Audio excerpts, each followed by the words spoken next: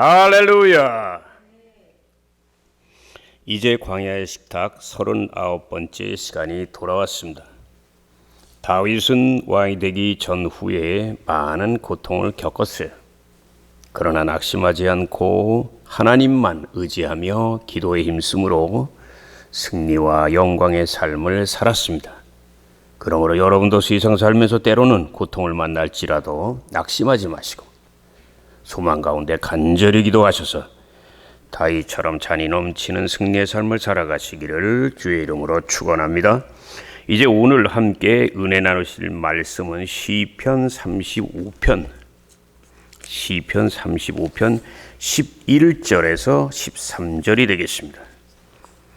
하나님의 말씀은 시편 35편 11절에서 13절입니다. 찾으신 줄 알고 함께 봉독하겠습니다.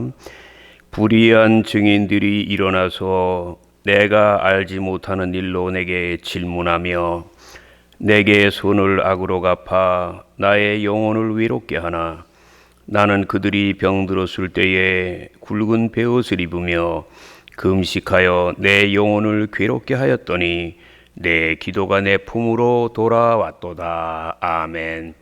할렐루야. 할렐루야. 저는 오늘 이 시간 함께 봉독한 말씀을 중심으로 해서 기도는 해산의 고통이다, 이러한 제목으로 은혜의 말씀을 나누고자 합니다. 시편의 대부분은 놀라운 승리에 대한 기록입니다.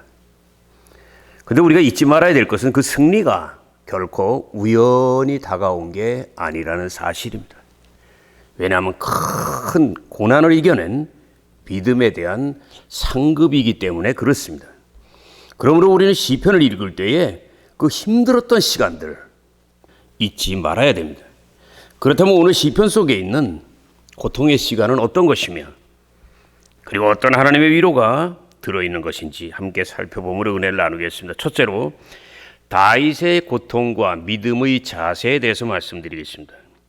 다윗은 지금 큰 고통에 빠져 있어요.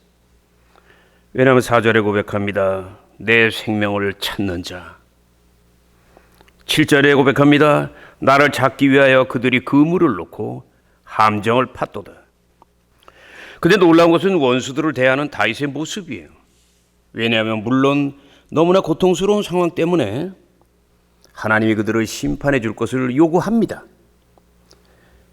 그러나 우리가 잊지 말아야 될 것은 다른 한편으로 그들을 불쌍히 여기고 다윗은 그들을 위하여 간절히 기도한다는 사실입니다.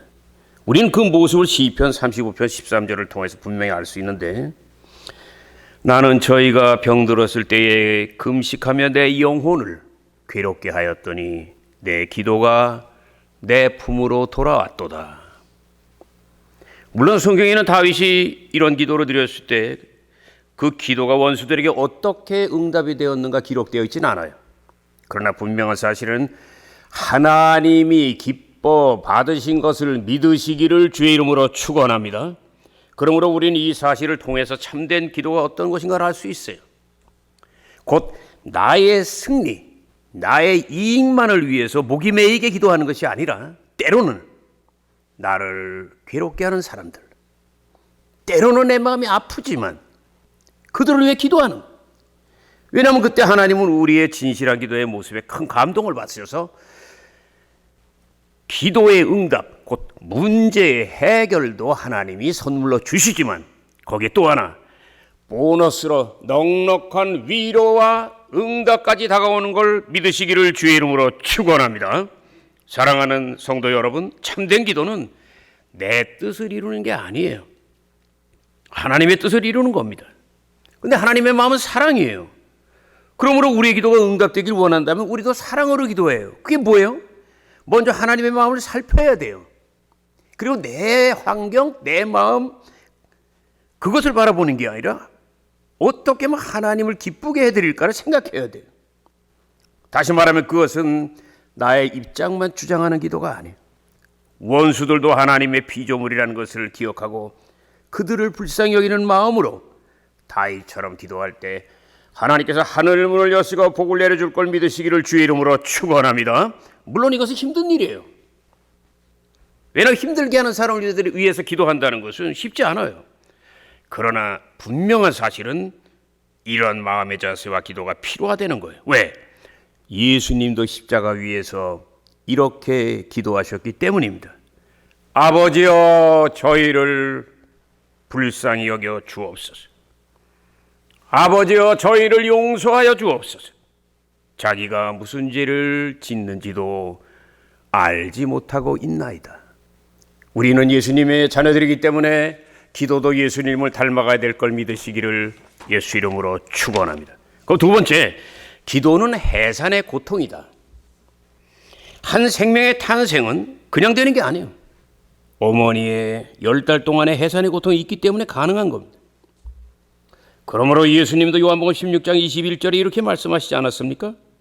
여자가 해산하게 되면 때가 이르렀으므로 근심을 하나 아이를 낳고 나면 그 놀라운 기쁨 때문에 고통은 다 잊어버리느니라. 믿으시면 한번 아멘. 이 말씀 우리가 잘 아시는 대로 예수님이 십자가의 죽으심을 통해서 많은 영혼들을 구원하실 것을 바라보시면서 소망 안에서 하신 말씀이에요. 그런데 신약 성경에는 예수님의 해산의 고통을 자기의 사역 속에 그대로 본받고 그대로 열매 맺은 사람이 있어요. 그가 바로 사도 바울 선생입니다. 그는 갈라디아서 4장 19절에 이렇게 고백합니다. 나의 자녀들아, 너희 속에 그리스도의 형상이, 예수님의 형상이 이루어지기까지 다시 또 나는 너희를 위하여 해산의 수고를 하노라.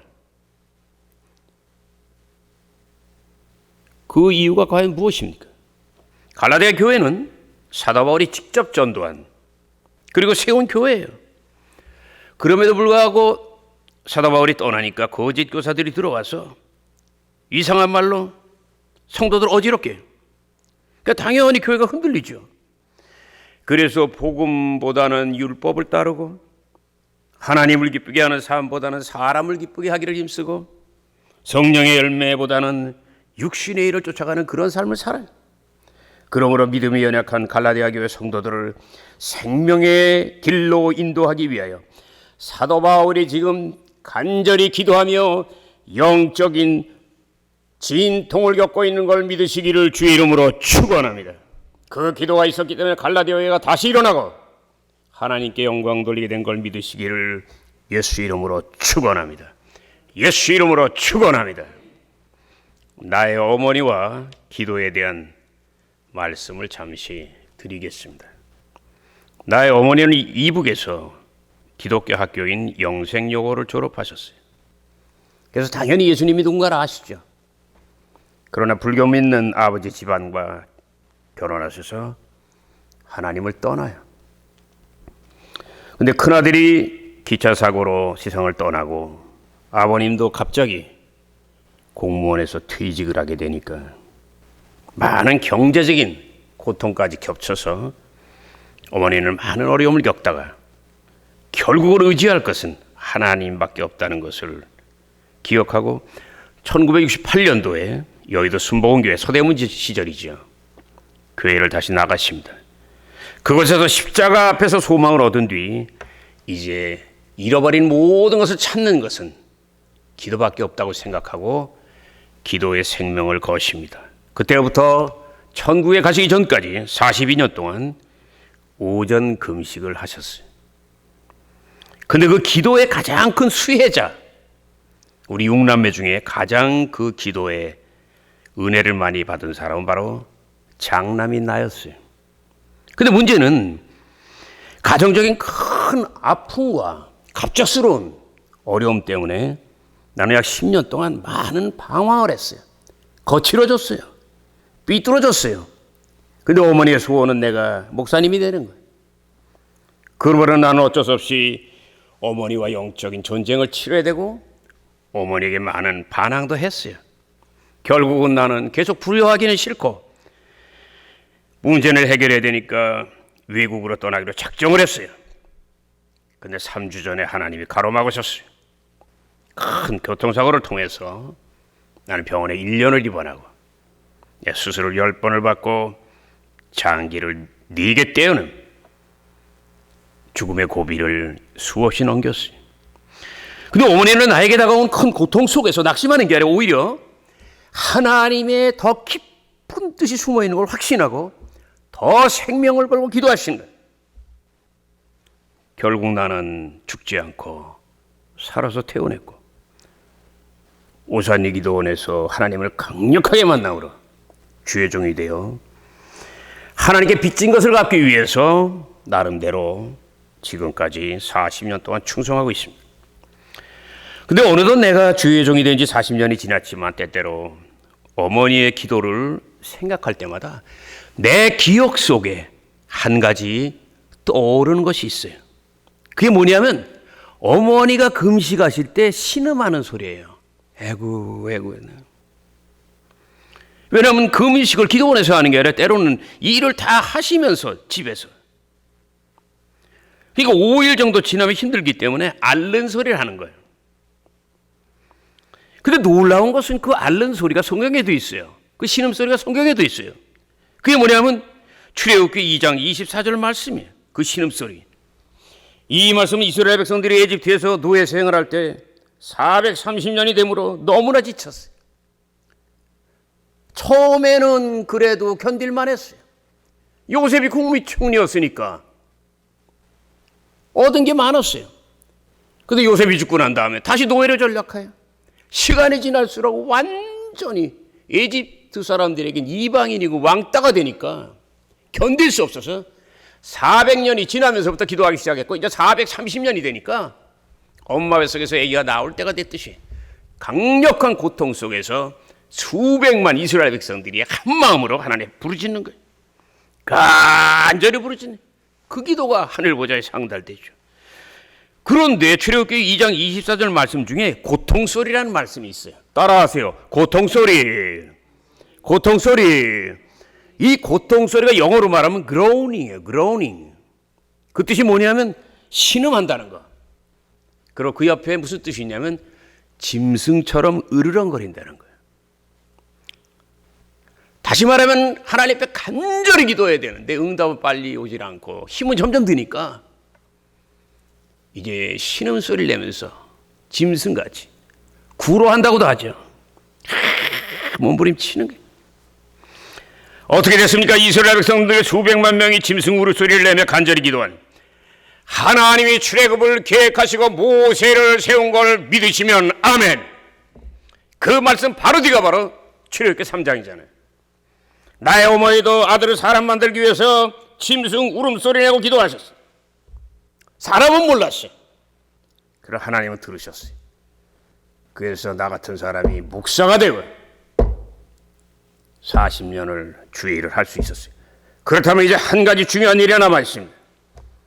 그것은 바로 여러분이 이런 짐승 울음소리 같은 간절한 기도를 드려야 된다는 거예요. 왜냐하면 그때 여러분의 생애 속에도 홍해가 갈라지고 여리고가 무너져 내리면 만나와 메추라기가 떨어지는 요단강이 갈라지는 적과 꿀이 흐르는 천국의 역사, 하나님의 손이 움직이는 기적이 나타날 걸 믿으시고 다시 한번 힘을 내시기를 예수 이름으로 축원합니다. 예수 이름으로 축원을. 하나님이 기뻐하는 기도, 응답하는 기도는 멋지고 아름답게 연설같이 하는 기도가 아니에요. 짐승 울음소리 같은 기도예요. 주여 우리를 불쌍히 여기소서. 주여 우리를 불쌍히 여기소서. 이런 기도로 하늘문을 여는 여러분 되시기를 예수 이름으로 축원합니다. 어머니의 기도는 절대로 없어지질 않아요. 자녀를 위해서 더 많이 기도하시기를 예수 이름으로 축원합니다. 기도하겠습니다. 고마우신 아버지 하나님, 주님이 부족한 종에게 은혜를 주시고 감동을 주셔서 벌써 39번째 광야의 식탁으로 하나님께 영광 돌립니다. 주여, 오늘 이 설교는 종의 이야기이며 다윗의 이야기이며 이스라엘 백성들의 이야기이오니 이것이 나와 뚝 떨어진 그런 이야기.